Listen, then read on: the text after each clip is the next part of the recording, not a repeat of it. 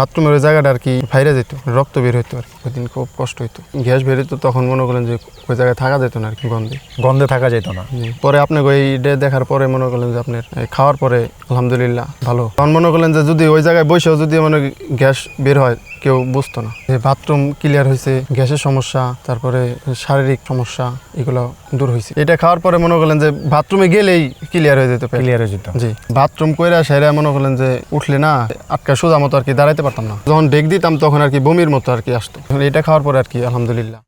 আপনি যে প্রশান্তি সোনা পাতার আগে খাইতেন, খাওয়ার আগে আপনার কি কি সমস্যাগুলো ছিল? 2 দিন 3 দিন পর পর বাথরুম হইতো, কষ্ট হইতো আর কি। মানে যে জায়গা মানে বাথরুমের ওই জায়গাটা আর কি ফাইরে যেত, রক্ত বের হইতো আর কি। যখন আপনি টয়লেটে বসতেন তখন কি আপনার কাটার মতো বাইরে হইতেছে বা এরকম কিছু ফিল হইতো? হ্যাঁ, যখন আর কি বাথরুম করতাম তখন তো মনে করলেন যে যখন বাথরুমটা বের হইতো তখন আর কি কষ্ট হইতো অনেক। যখন প্রশান্তি পাউডারটা খাইতেন তখন কি গ্যাসের সমস্যাটা ছিল? না, তখন ছিল না। খাওয়া দাওয়ার কি কোনো ঝামেলা ছিল? খাওয়া দাওয়ার ঝামেলা না, মানে আগে থেকে একটু কম খাইতাম আর কি, এখন আর কি যেমনি একটু বেশি খেতে পারি। আপনার এই সমস্যাটা কতদিন ছিল? আমার সমস্যা এই ছোটবেলা থেকে আর কি, যখন থেকে বুঝি আর কি তখন থেকে আর কি এই সমস্যাটা। তো এর আগে আপনি কি করছেন এটা সারানোর জন্য?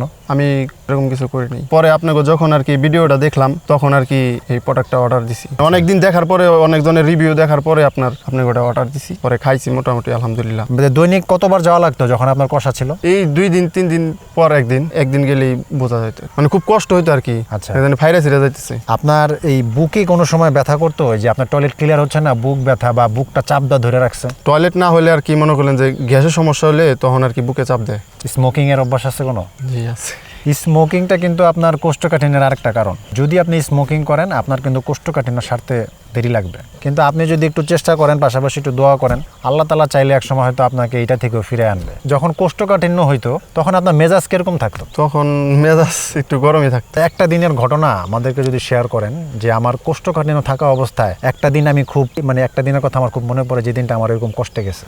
যখন আর কি বাথরুমে যাইতাম তখনই আর কি ওই দিন খুব কষ্ট হইতো, গ্যাস বের হইতো। তখন মনে করলেন যে ওই জায়গায় থাকা যেত না আর কি, গন্ধে থাকা যেত না। পরে আপনাকে ওই ডে দেখার পরে মনে করলেন যে আপনার খাওয়ার পরে আলহামদুলিল্লাহ ভালো।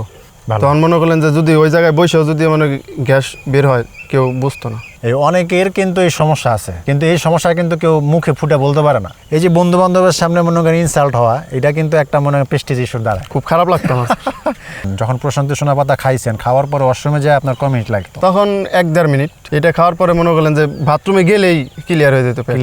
জি। এই যে খেয়ে উপকার পাইছেন, কি কি উপকার পাইছেন এটা একটু আমাকে যদি বলতেন। যে বাথরুম ক্লিয়ার হয়েছে, গ্যাসের সমস্যা, তারপরে শারীরিক সমস্যা এগুলো দূর হয়েছে। আপনি এটারে 10-এর ভিতরে কত মার্ক দিবেন? 10-এর ভিতরে 10। যেগুলো বলছেন এগুলোর মধ্যে কোনো আবার মিথ্যা কথা বলছেন? না, মিথ্যা কথা নাই। পেটে গ্যাস জমে থাকতো, বাথরুম হইতো না, খাইতে পারতাম না। এখন আলহামদুলিল্লাহ খাইতে পারি। এটা বিশ্বাস হলো কেমনে যে এই প্রোডাক্টটা কাজ করবো আপনারা দেখে? আমারে দেখে। আমি এটা খায়া অনেক উপকার পাইছি, আপনারা খায়া দেখতে পারেন, অনেক উপকার পাবেন। বাথরুম কইরা সেরা মনে করলেন যে উঠলে না আটকা সোজা মতো আর কি দাঁড়াইতে পারতাম না। যখন ডেক দিতাম তখন আর কি বমির মতো আর কি আসতো। এটা খাওয়ার পরে আর কি আলহামদুলিল্লাহ। আপনি সময় দিয়ে আমাদেরকে সহযোগিতা করছেন, অনেক ধন্যবাদ।